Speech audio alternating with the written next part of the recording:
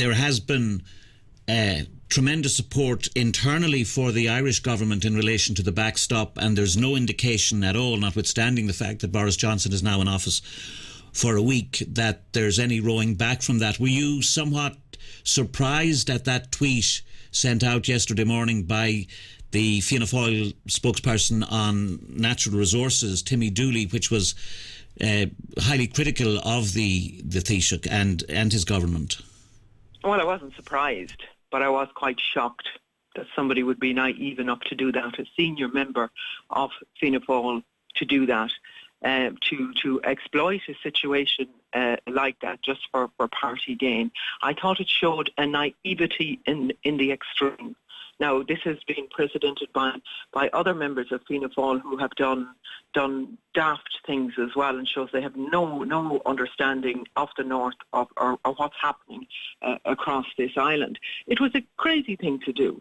We have to, and that's why from the beginning we have worked with government, even when government weren't on the same page as us in terms of when we were saying we need a special status for the North within the EU, and Enda Kenny was talking about Scotland and what was happening in Scotland.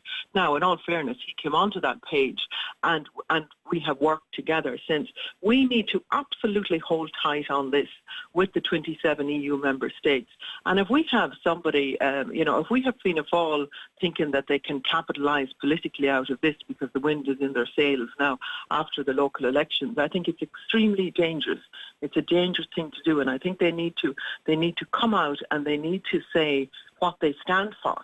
You know, they're critical of what the government is doing, but they have they're not offering anything themselves.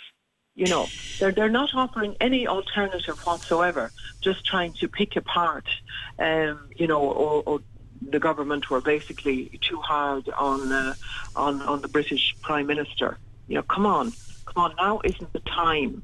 Now isn't the time for Fianna Fáil to be trying to make political gains out of this. It's much too serious, and the impact on people's lives in the farming community. We see what's happening across the beef sector, of the agriculture sector, of the business sector, of everything else.